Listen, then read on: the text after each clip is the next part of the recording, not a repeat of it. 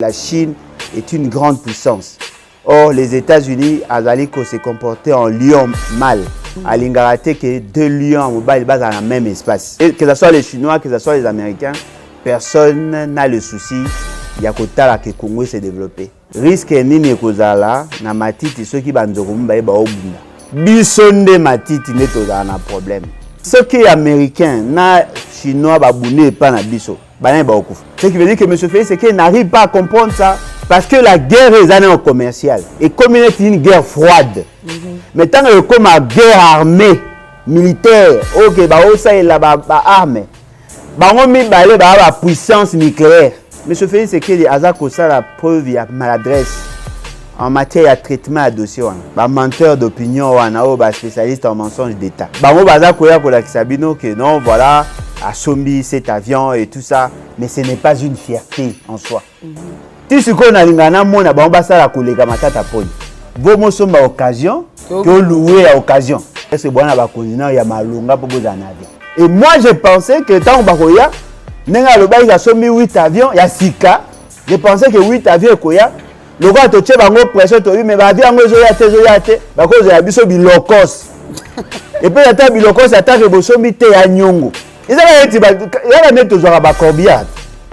Bon, mais quand il y a ici après, ils ont Sony, secrétaire général d'un parti politique. N'est ni gestionnaire du pays, ni gestionnaire de la société. À quel moment ça? Mais en tant que qui? C'est une invention de Kabila. Il a été kabilocratiquement élu. Bon, on peut se pouvoir atteindre un niveau à décider sur la qualité de l'élection future. Non, nous devons être clairs. Il faut que ça soit toute vérité. Félix Tshisekedi ne mérite pas être président. Ce que Félix Tshisekedi comprendre qu'il ne mérite pas être président. Non. Félix Tshisekedi, sa place c'est la prison. C'est simple. Ceux qui vont au Kanisa que en poussant Félix Tshisekedi, il y a que dépolitiser CNI. Il a une bonne approche. Bon, me poser une question. Bon, ceux qui Félix Tshisekedi a tous madame Nabinoté. Bon, qu'il y a une élection, oui ou non. Ceux qui ont une élection. Après le bon, bien, ceux qui ont une vérité des yeux. Non, tout ça sérieux dans ça. La CNI n'est pas la seule instance qui a publié les résultats. Il y a la Cour constitutionnelle. Dans la Cour constitutionnelle, vous ne parlez même pas de révision, il y a des politisations. Là-bas, il y a des gens qui ont été nommés sur proposition à bateau à la majorité, sur proposition à bateau à la présidence de la République. Et nous avons bateau à l'allégeance. Ils vont attendre ceux qui vont dépolitiser CNI pour construire les travail politiques. Mais ça est l'autre. On a comme critiquer Félix Tshisekedi, Mobile ya Moutouber, tout ça. Et ça a bien été. Un homme instable dans le foyer sera un mauvais dirigeant. S'il vous plaît, Bosungaye, Abomba Bosotoana na ye. Ça tue l'État. On prend la raison politique parce que ça sonne. Tout ce qui s'est fait là. Et d'aller Bondumba.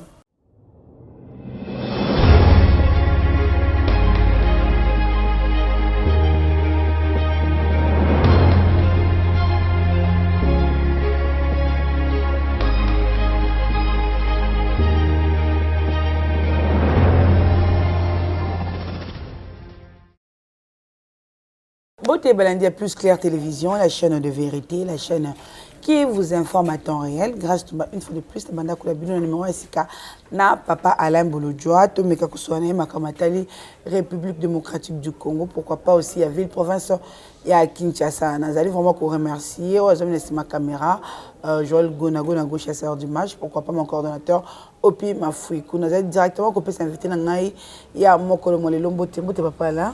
Mbote Maman Nangaï, Mbote Nabalandi, en tout cas, merci une fois de plus pour l'opportunité. Bonne santé.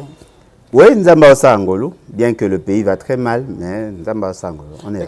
Avant de ma camion, surtout mes cocobettes, elle soit livre, madame, toujours en madame Antoine Locadia. Elle dit non, maman, grâce pour bête, ce soit livre, tes livres, comme tu es vraiment timidement, mais tu sais que non, vous allez un projet. Il y a des bandes de ville, mais pour projet, on est à la réaliser. Tu sais que tu continues toujours l'action à livre.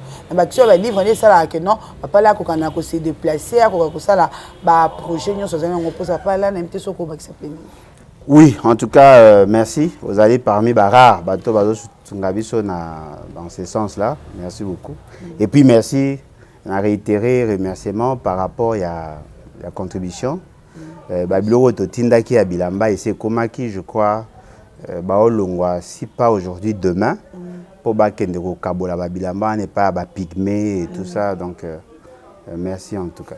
Par rapport à livre, effectivement, les autres vraiment timidement, peut-être que perdre qui de vue.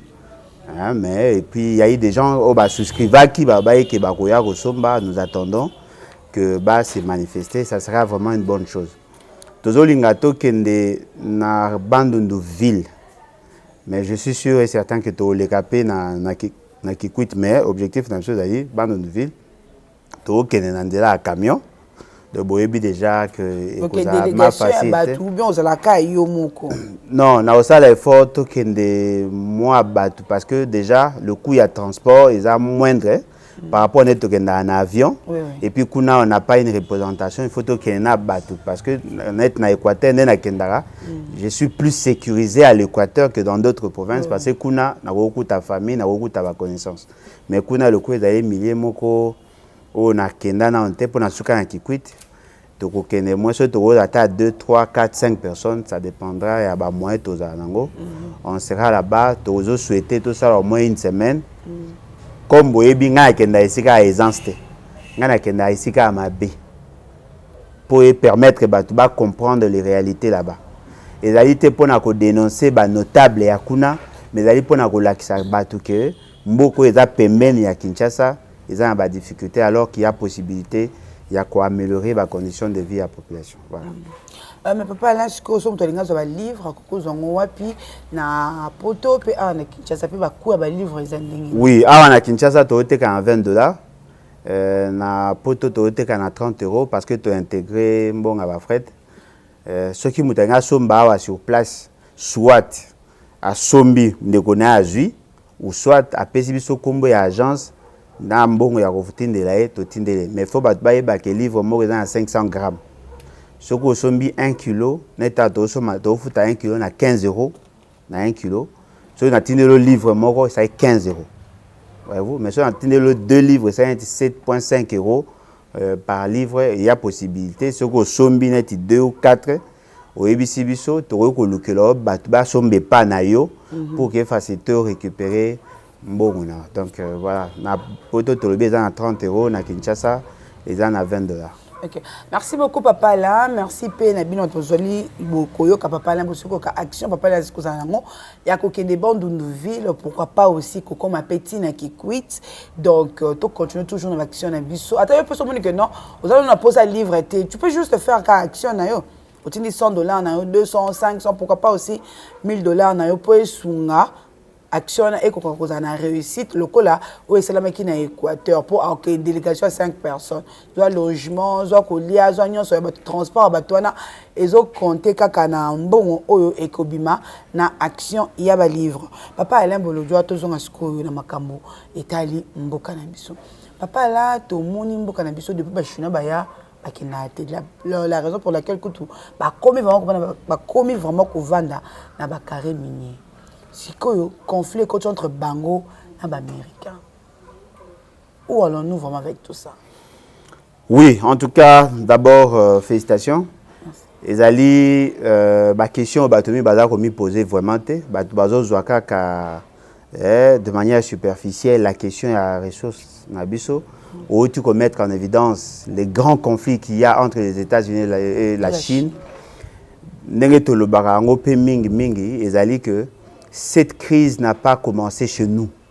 La crise a commencé au niveau du marché international. Bon, remarquez que produits chinois et qui penza ampleur, qui penza marché, trouva qui penza comment consommer en macasse. Aujourd'hui, par exemple, la marque Huawei, un grand téléphone au comment consommer. Le coup là, la concurrence na iPhone, l'ingaki suko détruit en gros avec l'interdiction il y a côté que la bango puce. Vous avez vu Trump l'a fait et qu'il y a qui conflit entre la Chine et les États-Unis et ces conflits là et qu'on mettre en surface les autres conflits il y a puissance parce que il faut que la Chine est une grande puissance. Or, les États-Unis, azali ko se comporter en lion mâle. Lion en moi, il y a mobali. Alingara que deux lions en mobali bas dans le même espace. Et donc, bazaki ko zo ba mécanisme nyon so pona ko étouffer la Chine et fort malheureusement pour eux, ils n'ont pas pu le faire au niveau du marché parce que la Chine a déjà en influence macasse. Ils se sont rendus compte que nyon se salami pourquoi? Parce que la Chine aujourd'hui a la possibilité à cause de la matière première déjà à partir à source. Tout ça pourquoi? Parce que justement les États-Unis, le coup a massacré beaucoup de matières précieuses. Banaiko s'est désintéressé na matière ya matière première na biso bazaki penza et sous penza makasi mingité. Ils ont perdu l'influence na niveau ya Afrique et les Chinois sont venus. L'avantage à les Chinois de manière générale, les que les Chinois n'ont rien à foutre na la conditionnalité à démocratie et tout ça. Chinois yaka ata mbogwane za salité yako ya. Akoyoko za ata boche na kikuku akofanda ata boche na kikoso akofanda parce que bamo bazana batumo propriété za penza fort na bangote. Ils ne posent pas de conditionnalité. Et les pays africains ont commencé maintenant à s'épeler la plus na ba chinois que na bango parce que ba y a un discours comme l'accord le contrat win-win. APC yopozu. Aujourd'hui déjà on a un contrat chinois. Le gouvernement congolais à l'époque il y a Kulutu Muzitu et Zaki da papa Kizenga et puis Muzitu basaki ndeni basali proposition il y a ba projet ba yokani en termes de pourcentage ba yokani na niveau d'exploitation. Les Chinois sont venus avec l'argent cash ba ici bino to déficit bino mbongo bobongisa banzela bo sa ba infrastructure tant to ko exploiter to ko longola ndamu na pourcentage na bien. Ce n'est pas ce que les Américains font. Les Américains ont promesse. Pendant des années, les Américains ont eu à exploiter. Depuis 1889. Aucune grande réalisation. Et là, au Moroté, à Malonga, au Mona, qui va Américain, ça y est la vision. Et fort malheureusement, même les Chinois aussi n'ont rien apporté de substantiel. Parce que tout le temps, on va voir exemple, les Chinois va payer du peuple, Batali, Stade de Martyrs, tout ça. Baraté que ces constructions-là, et ça marqué un cadre à financement nini. Et c'était les Chinois, ou bien c'était notre propre argent. Mais un jour, tant que vous comprendre que les Chinois nous devaient quelque chose, et en contrepartie, de la tongue, ils ont qui va donner, va commander, va donner, va salaper, va don. C'est vrai. Mais ils ont ce à donner. Donc, que ce soit les Chinois, que ce soit les Américains, personne n'a le souci. Il y a que le Congo s'est développé. Les Chinois qui exploitent chez nous, il y a deux types de Chinois. Les Chinois, de manière formelle, qui sont en contrat avec l'État, où ils ont des firmes, des entreprises connues. Les Chinois profiter de l'exploitation artisanale. L'État a autorisé les Congolais à l'exploitation artisanale. Les Chinois profiter de éviter les Congolais pour que les exploiter. Et cette exploitation, exploitation illicite. Parce que la ressource, la seule composante où elle est appelée à exploiter de manière artisanale, il n'y a que le Congolais. Donc, il faut profiter de ça et maltraitance, ils ont caractérisé la gestion de ça. Bon, mais on peut imaginer, non, on a Kinshasa, ici, l'État, entre guillemets, a assemblé. L'État offre à Congolais 5 000 francs par jour. Journalier. 5 000. Non, mais journalier, oui, mais il y a un SMIG. La loi est claire. Moutozan a droit de foutre à mouton en dessin à 5 $ le jour. T. Bah, tu vas 3 000 francs. Ah, voilà. Pas un conflit. Risque ni autozan a bon, en tout cas, question wana n'est dans tout le bas. Elle est très pertinente. Elle a dit que les Congolais sont baïba. Pour comprendre bien, tout ça, il a une métaphore. Risque nini kozala na matiti soki banzoko mbaeba obunda. Omoni nzoko akoyoko beta moninga zolo akoyoko chae liseke akoyoko sa oyusto akoyoko sa entre bazala en capacité ya o babenga capacité à résilience. Bisonde matiti netoza na problème. Parce que omoni ba maladresse ya gouvernance. O toza ko constater na chef ya Félix Sekedi. aza kolinga memela biso troisième guerre mondiale chez nous. Troisième guerre mondiale mais attendez, ceux qui sont américains na chinois babouné pas na biso bana ba okufa biso na titre. Et alors ce qui veut dire que monsieur Félix c'est qu'il n'arrive pas à comprendre ça parce que la guerre est en commercial et comme il est une guerre froide mais tant que comme une guerre armée militaire OK ba osa et la ba arme bango mi balé ba puissance nucléaire. Les Chinois viendront. Les Américains viendront. Bao bunda na espace na bino. Eza nti kaka bon, na ngazo exemple yanga na edingwe na longoli yango po. Que na longoli déjà. Na longoli. Eza ka nti exemple edingwe na puma noir ba yoko bunda na salon na yo. Akoyo kozwa TV abambi, akoyo la kita abambi, yo se pe ba obunda. Mais yeba ke dégâts yo ça mais pas na yo. Yo ne otika na tout ça. C'est-à-dire que c'est ça en fait. Monsieur Félix, c'est que les Azako ça la preuve il y a maladresse en matière de traitement de dossier. Est-ce que vous savez que monsieur Félix c'est que dit à Linga qui aille en Africom va installer base militaire américaine ici chez nous pour résoudre la question de l'Est. On a bien. Au même moment, monsieur Félix c'est qu'il a négocié avec les Russes. Tant que Kenda na Russie va marquer pas Poutine.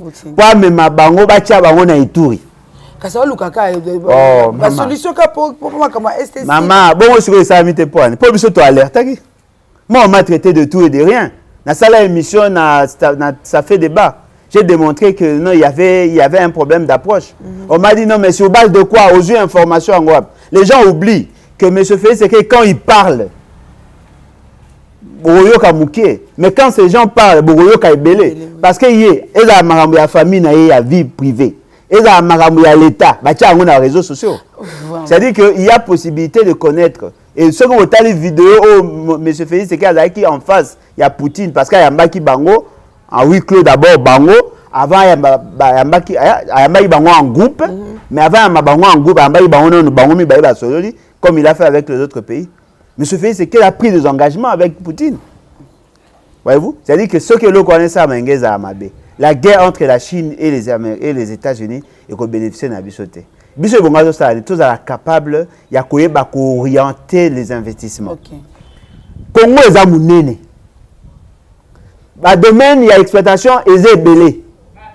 Il n'y a pas un point où au coup de richesse, non. On peut répartir, on peut faire appel à tout le monde, on peut ouvrir la porte à tout le monde, mais dans le respect de nos lois. Ce n'est pas parce que nous avons ça au légitimé pouvoir en ayo, mais il faut que nos Américains va faire ça en condition que eux cédent. Non, les Chinois peuvent être là, les Américains peuvent être là, mais l'essentiel pour nous, que les intérêts à peuple est à la garantie. Ok. Papa Lembolo Djoa, ce qui papa a géré, il bota na été, boni a géré toute une nation. Tout le monde qui m'a vidéo est tamboli, ma voix c'est sûr qu'il est, ma papier coûte déjà, ma invitation déjà un peu tamboli. Pourquoi on va payer pour un Cameroun? Bon, en tout cas, en règle générale, il a ma vie privée à Batute. Voyez-vous? Parce que M. Félix, c'est que de maman Denise, moi, maman Marthe. M. Félix, c'est que de quoi l'office. Il y a président de la République. Voyez-vous? Ceux qui ont critiqué Félix Tshisekedi, entre guillemets, président de la République, je me sentirais à l'aise. Mais ceux qui ont critiqué Félix Tshisekedi, tout ça, et ça a bien été. Mais fort malheureusement, on ne peut pas dissocier les deux. Maman Nangaï, Nalobarango, clairement, un homme instable dans le foyer sera un mauvais dirigeant. À l'époque à Mobutu, Mobutu n'est pas un modèle. Et la constitution est aujourd'hui, l'éthique, les valeurs cardinales adoptées par l'État aujourd'hui, et à l'époque parce qu'à l'époque Mobutu a comment beaucoup sans la volonté du peuple. Le lot a beaucoup il y a démocratie. Attaque coiffure na yo. Peuple a droit au tala. Comportement na yo, ba voyage aux sala. Nengo gérer vie conjugale na yo. Ba tu baza appelé à koluka ba ye bayango. S'il vous plaît, bo sungaye abomba bosoto wana na ye. Ça tue l'État. Bosunga na le bango comme ndego. Na le bango pour la raison politique parce que ça soni. A gérer makambo ya ya famille na kati na ye. Plus bat ba oyoka, et bimisa biso moins sérieux. Et bimisa biso moins sérieux. D'abord un, polygamie na constitution na loi na biso eza autorisé. Mobali moko, mwasi moko. Soki na coutume, mutaka na possibilité o na base belé, mais na loi mobali moko mwasi moko. Tout ce qui s'est fait là, ezali bondumba. Bon, na linga yeso ne mabe.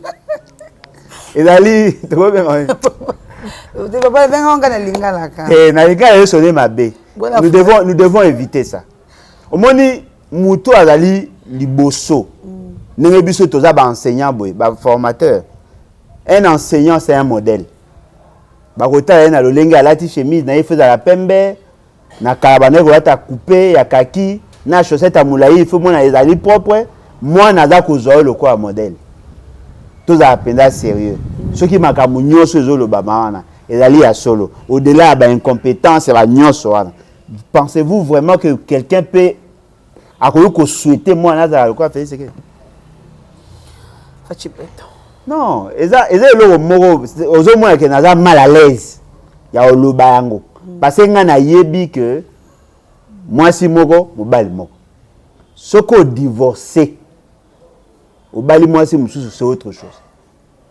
Mais soko za na basi mi balé et là ici ko na babokilo ebelé, on peut s'imaginer la raison aux la mbongo belé amassé mbongo belé pose en charge à babokilo na. Bon ce côté la maison civile les années tant que non vous sortons sur le président Zaka Libanda ba voice ba vidéo kili. Non, est-ce que monsieur Félix c'est qu'il a un conseil?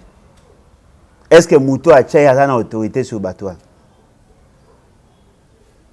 Ils a passé. Moni maman ngai sincèrement tout sauter à chapitre. Pour ils a maman à Sony. Ils a ko répondre ni na boyambi ngai ni na besoin de développement en Mboka. En principe on a tout bêta ma solo incompétence à monsieur Félix Sekete. C'est tout mo bêta makambo ya vie na ye privé pe à salité. Sincèrement épargner nga on a pas. 2020 toujours qui déjà basant que non ba sombeli biso 8 avions. Il fallait qu'il y ait depuis 2020 mais il y a pas si comment on peut souci makasi ba vieux yemi balé mais niveau délégation c'est qui na aéroport en dit les akine ka makam que non ba sombi 2 avions. To la kolamuka compagnie aviation à Kenya et sali note et publié que non ba avion na ba sombité ba loué papa Alain Bolojo. Où allons-nous avec tout ça? Bon moi ba source na bino ba hande batalokuta. Ngai na yokaki déjà Congo Airways alobai keza location. Mais bato sangana na Félix Sekedi, ba menteur d'opinion wana o ba spécialiste en mensonge d'état. Bango baza koya kolakisa bino que non voilà a sombi cet avion et tout ça. Da ya liboso yango ya misato yango ya asote ya mibale ala kisi ya misato. Donc eza bato ba olinga ba information à lokuta. Nous savons que les entreprises peuvent en location. Transco a en difficulté, a louer mituka baninga. Mais c'est pas Macron. Nani pe nani comment Congo Airways a peut louer avion et ça manango. Moi je connais quelqu'un que je connais. À la société na awana Kinshasa na Congo a louer ba avion. Ba Antonov, il y a même ba marchandise à bateau qui est dans la province. Ba louer kaé. La location est là, mais ce n'est pas une fierté en soi. Au moni, on peut tout dire. Si ce qu'on a l'ingana, mon abambassa la collègue matata poni. Pourtant, on va bien. Ah, bah, somme à occasion, à occasion, papa. Vos mots sont à occasion, que louer à occasion. Ah, louer peut occasion. Ah, louer à occasion, là, c'est qu'à maman. Bon, on est un taxi. Ato Mathieu tambo na okinsala na poko ekozonga ekela epa mukona. Osa elota. Bobe mutukuta sombi ata mutukana ata 5e main ki yo mutoza ko louer parce que location na eza contrat moko à durée déterminée. Et loko ezali vrai ezali que l'État congolais a besoin ya ba avion. Tu me poses la question mingi te. Avion ekuta combien? Pour ce côté en ligne, il y a des avions, il y a moins de 22 millions de dollars. Et bon, ce qu'on a resté, c'est un petit peu. Maman, il y a des avions à moins de 22 millions. C'est-à-dire une année à salaire à payer, c'est un avion. Dans 5 ans, 5 avions. Une année. Bon, papa, pourquoi tu sais que tu as des avions? Non, mais il faut poser une question. Est-ce que bon, on va continent, il y a malonga pour poser un avion? Mais tant pas, il y a Chichi Azaraka président. À son avion. Oh, mais aboma. Bako Sarabino, là qui va na parti à Yetan comme un PDG. Aboma. Mutuku ta tege na banda ko là qui bonda ko ba coller les anda banan. Na ba là qui. Maman, et pekisa mina muto aza mokonzi ya société asomba eloko mo société za ko te quand même na vente publique et pekisa. Yo za PDG occasionné vente ya bandako au sombiango et ça matin un agent de l'État, un membre du gouvernement ne peut pas acheter un bien de l'État en vente publique. Azan a droit au sombiango te ou go za juger parti te ba boma à partir de Wandesko ba avion comme ko kufa ba ko kanga biso ba avion justement parce qu'ils ont tué. Et moi je pensais que tant ba koya nenga lo ba ils a sommi 8 avions ya sika. Je pensais que 8 avions koya. Le gars to tche bango pression to mais ba avion ngo zo ya te ba ko zo ya biso bilokos. Et puis ata bilokos attaque bosombi te ya nyongo. Parce que bilokos ba avion ya nyongo. Mais on a bilokos nazo bisayo eza Sony. Eza passi. Sony te po ba louer, Sony po ba zo mi kumisa. OK. Sony po ba zo mi kumisa. Fait c'est qu'il y a voyagé na bamboko avec un avion. Ya bilokos. Te asom bilokos oui mais ya ba sombat. Ata mon avion Congo Airways. So ba nga bima libanda sarani. Aluwa ba avion. Donc bilokos ata mon ngo ya matata ponyo ati. O atika. Maman, nga la joie fuite ya information. OK. L'avion fait c'est qu'il y a voyagé à Nango, ba louango $76,000. La location. Parce qu'on a une yeba, ezara par jour, par voyage, par semaine, par mois, na ingana yeba. C'est par jour. Mais quand on imagine nombre de voyages fait c'est ça. Et vous savez quand un président de la République se déplace en avion. Sur les à niveau africain 1,5 million. Pour na yé, sans compter d'autres frais, 1,5 million. So à na kala niveau ya ba Kinshasa ka nenga voyager ka Longwe Gombe ke kota ba Tanji 200,000 avion na makolo sko bon moi ne fait ça so ya Longwe ka na ndako na ye aye na Pullman 200,000 point so ya nga kene par na ba province eza déjà ba 750,000 par jour so bobi OK donc to comme un pays sérieux donc to somba avion et d'ailleurs l'État, de manière générale, a son bablo au cacheté. Bon, l'oukaka, bateau, basaka, avion, bon, passer commande, bon, il y a une modalité à paiement, bon, payer avance, avance, vous avez les avions et vous continuez à payer. Maman, Sony, bon, il y a avion à Biloko, c'est à Nyongo. Il y a location peu de sous. Il y a des gens qui corbillard. Eh papa. Bon mais mika ebemba après ici après zo. Na lobi ça eza Sony. Attends un taxi express te maman na corbillard. Eza Sony. Mboke ko tambola boité. Botika mamsu bo ça eza Sony. Bobo mataki ha to defa ki bobombi. Bo le kapela batele bo kumisa. Mais ton moni secrétaire général Augustin Kabouya avec que yepa yeba ki était que ki nyongo. Yeba zwa ki yekaka. Ba kena yekaka na aéroport. Obebi c'est émission. Est-ce que yokana maman? Est-ce que bo mo na sérieux? Yokana botikana botaou na bango ebimaka. Secrétaire général d'un parti politique n'est ni gestionnaire du pays ni gestionnaire de la société. Akene Osad. Akene o ya mabavion. Mais en tant que qui? Ote ba maye bima na tarmac. Maman, ba sai na ngo pompe ministre okata ba banderole ba yambi batoko avec ko malonga. Yé secrétaire général du parti akekuna Osad nini. Mais ça porte au pouvoir. Oh maman. Yo so mona dans un non mais attendez, dans un pays sérieux, le secrétaire général d'un parti politique qui n'a pas de fonction d'État a réussi à participer à la réception et un avion, il y a une entreprise publique. Et s'il était juste un simple invité? Ah ben il comme un simple invité. Ah comme il est simple, ok, il n'y a pas de problème. Merci. Mais bon, sincèrement, et moi peut ça nausée et comme il a dégoût. C'est-à-dire que les écoutes à vos causes ils sautent. Boza kokende qu'on réceptionner un avion. Moi, je pense. Je suis au Benga Moutupenda à Souka. Et vous avez chef à division. Il y a le ministère des Transports. Même le ministre ne peut pas venir. Il y a qu'on réceptionner un avion en location. Bon, mais on va imaginer. Qui n'a monté de quelle location? Pas n'importe. Na top Congo, aux yeux qui bien secrétaire général, il y a eu des personnes. Il y a eu qui était. Est-ce qu'il y a un monde à Rayo na yena mon candidat maman tout ça na sérieux. Moi j'ai vu un document où les akolobake ba sali contrat entre Kenya Airways na Congo Airways pour na makambo etali avion. Ba yokani na avion, 2 avions ezokoya, les restes ba ko compléter après. Et ça une location. Ce qu'on y a ba itendeni.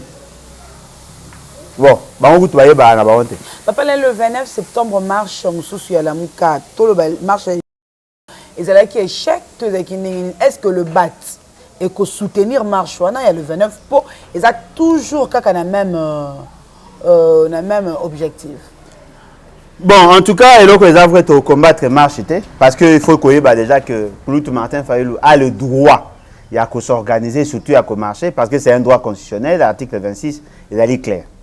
Tout a un régime et information, il suffit seulement bango le quoi bazan na ba document, ba ça la demande na bango et na monaki Kouloutou nangai prof kitoko na ndeko nangai Blanchard Mongomba ba signaki un message une information conjointe ba signaki pour la routine de ces fameux gouverneurs a juango ba na droit au marché.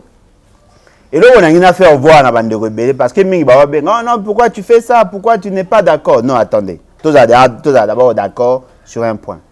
Je ne suis pas un adepte. Je ne suis pas un membre de Yalamuka, mais je soutiens Martin Fayulu. N'a pas on a le bas chaque jour. Donc, on soutient un individu, Martin Fayulu. Non, on soutient Martin Fayulu, l'élu. Ah, okay. Le président élu, pas Martin Fayulu, le président décidé. Ah, ok. Et c'est un débat qu'on comprend. Martin Fayulu, le président décidé. Na soutenu parce que je sais qu'il a l'onction populaire, il est le choix à peuple, le peuple à Lingui. Mais ce qui Martin Fayulu a posé ça, c'est que loko mogo na makabonga na nango d'accord na ngote. Je ne suis pas obligé. Donc moi déjà. Non, je ne suis pas obligé. Papa Alain, au moins il faut soutenir Kaka, non. Ça c'est une forme de dictature. Quand Martin Fayulu a yébi qui n'a soutenu marche mais maintenant le problème est Aliboé. Le fait seulement que en face na biso toi na mutumo wala de mauvaise foi. Na koki ko soutenir marche, pas marche par rapport il y a makamo il y a pas de glissement parce que moi je trouve non-sens. Bateau résistant na Félix Sekeli car ça n'a droit à glisser, ce qui veut dire que vous cautionnez sa présence. Sur ces points-là, tout ça est fort, tout ça est clair. La lutte des filles, au nom de la solidarité, n'a pas bisoté que ba ne marche n'a pas ne marche, mais tant que comme on marche, message n'a pas un message à ram, et un message à énergie, et un message à maille, et un message à chômage. Et un message à un message où ils concerné combat na biso. Et un message à Minembwe, et un message à état dit de siège, et un message à ko sonio Félix Sekeli pe sa biso. Ce qui toko ke na sens wana là c'est bon. Bon non la CENI politisée, non glissement. CENI politisée oui, mais dans quel contexte? CENI politisée oui, dans quel contexte? Vous allez demander à qui? Non CENI politisée avec Félix Sekeli. Félix Sekeli, c'est une invention de Kabila. Il a été kabilocratiquement élu. Bon, on peut se pouvoir atteindre un niveau à décider sur la qualité il y a une élection future. Non. Nous devons être clairs. Il faut que ça rabatte toute vérité. Félix Sekeli ne mérite pas d'être président. Ce que Félix Sekeli va comprendre qu'il ne mérite pas d'être président. Non. Il sait que il ne mérite pas d'être président. C'est lui qui a l'onction populaire, c'est Fayulu. Attends, Fayulu, le peuple a choisi Fayulu, c'est lui qui mérite d'être président. Point barre. Pour Nanga Félix Sekeli, il y a rature, il y a Mukanda, il y a rature, il ne mérite pas. Tu peux encre correcteur. Écoute, Mathieu, enquêter, il y a rature. Merci beaucoup. Toi, na posa. Moi, je suis bien. Est-ce que vous savez qu'il y a des gens qui se sont battus pour restaurer la démocratie? Est-ce que vous savez que nous avons sacrifié jeunesse pour la constitution? Vous ne savez pas ce que nous avons fait. Tobundi pour restaurer la démocratie. Quand les gens étaient disputés par la guerre, nous nous sommes organisés. Tout ça, la pression pour que nous ayons cette constitution. Nous avons une constitution parce que mais au moins nous nous sommes battus pour avoir cette constitution. À l'époque, j'étais membre de la FONUS. Est-ce que vous avez vu que moi j'ai été arrêté pour la constitution? J'ai été tabassé à Naïpen Badoutou Baebi. Et vous avez une constitution, vous avez un statut à l'IDPS, vous avez un règlement. Non, on ne va pas accepter ça. Nous avons besoin d'un changement. Et dans ces changements-là, au votamé au commis président. Et ça a raté que Kabila a fandi à ce moment a commis ça à tout président en co. Non, il y a eu plus de 18 millions de personnes à Samboula. Dans mon abattoir, 40 km à pied pour voter. Baké va voter, après na souka na Kingakati va décider de Félix Sekedi comme président. Et vous voulez cautionner ça aujourd'hui? Alors nous sommes battus pourquoi? Mais bonsoir la mouka ndimi dialogue na Félix Sekedi. Maman ko inga ko bimisa bango loka ba traite te. Maman ko solana Félix Sekedi za te Félix Sekedi sa place c'est la prison. C'est simple. Vous tirez en beau ça la wana. Ce que to bunda nini? Quand on a poste. Nous nous battons pour les changements. Au votamé au leki. Au votamé te au faï nandako. Point barre. Merci beaucoup papa Lebolojo to comme pratiquement na suka ya émission so mokolo molelo to la canal internet biso numéro no pe téléphone au kokana ko pesa na ba onu soza na posa ko benga pour que tu on solo en privé. Numéro d'aller plus 243 81 250 28 51. 81 250 28 51. En tout cas, il a tenu toi insister na ngo ezali boy. Vous remarquez que moi biso de changer notre message. Nous gardons le même message. Au votamaki au commis président au votamaki était libanda masam oyibi ok prison oyibi ok prison linga linga tiosa yebi il faut que prison oyibi ok prison mais ma belle siko ezali que batu ba okota na dynamisme ya politique c'est vrai tozali na garantie te ya révolution c'est aussi vrai tozali pe na garantie te ya ba bonnes élections ceux qui batu baza ko kanisa que en poussant Félix Sekedi il y a que dépolitiser CENI. Il a une bonne approche.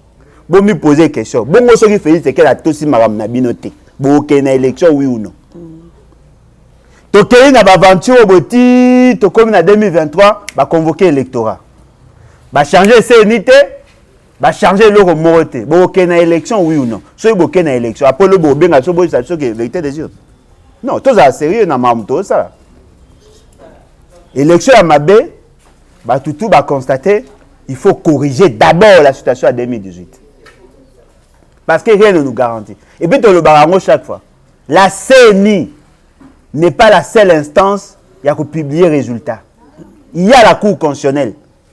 Dans la Cour constitutionnelle, vous ne parlez même pas de révision, il y a des politisations. Là-bas, il y a des gens qui ont été nommés sur proposition à bateau à la majorité, sur proposition à bateau à la présidence de la République. Et nous avons bateau à l'allégeance. Ils vont attendre ceux qui vont dépolitiser CENI pour construire les travail politique. Mais ça est l'autre.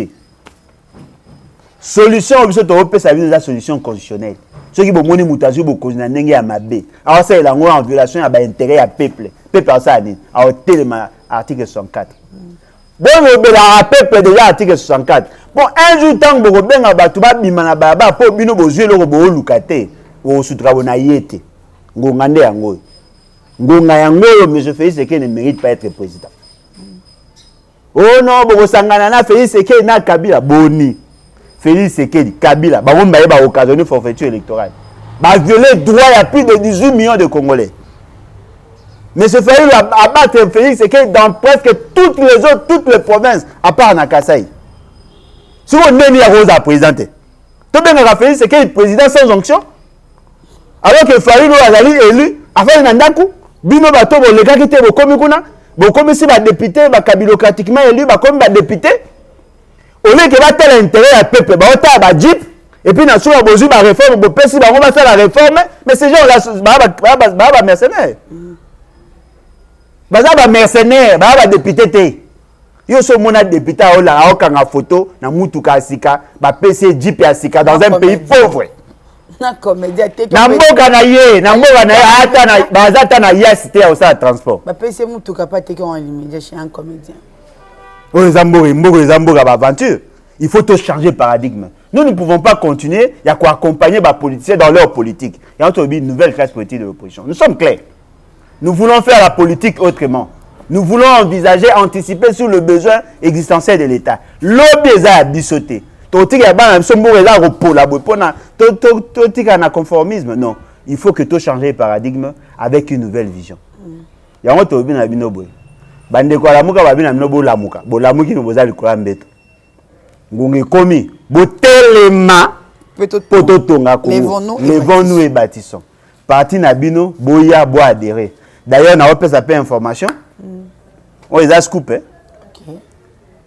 Tout le monde a été carte. Il y a des membres fondateurs. Il y a les BAT. Il y a les BAT. Nous avons préparé. Pardon, membre d'honneur. Membre fondateur a la carte. Membre d'honneur. Au lingo comme un membre d'honneur, il y a parti Nabiso. Avec $100, tu as notre carte. Tu repères ça, tout ce que vous aurez comme droit par rapport à la réalité politique. Je crois que tu as lancé un camin. Ce que tu as acté dans la réunion prochaine, on va vous confirmer cela. Merci beaucoup, Papa Alain-Bolodjoa. Ce que vraiment, vous êtes membre d'honneur. Il y a parti Levons-nous et bâtissons. Les BAT, ils en ont juste $100. Ou bien, Papa Alain-Bolodjoa, va couper ça. Les conditions sont avantage. Oh, il y a cause à la membre d'honneur, il y a parti les bateaux. Merci Nayo Mtozo qui les bakwa côté la biso. Merci pena papa là. C'est moi qui vous remercie. Merci beaucoup. Ceux qui sont nous peut-être les biso côté sur Plus Clair Télévision. Que vous sentez na ko s'abonner, na ko aimer, pourquoi pas aussi ko partager ba émission na biso et que ça la biso vraiment qui to comme Cassina. Si ma caméra, tous hommes qui na Joël Gonago chasseur d'images. Na régie finale. Cardo pe ma fouikou, Joël Combe la Combelaise. Oui, les jeunes mariés. Le 30 septembre, moi, Nasikabo, bébé, azanga lisumu azanga mbindo ye nani Joël Gonago chasseur de donc ya landa image tina caniveau tina le somme qui est beau donc pourquoi côté par côté que zo image là c'est qui c'est Joël Gonago les chasseur d'images. Merci, c'était Grâce Toumba et je vous dis bye au prochain numéro.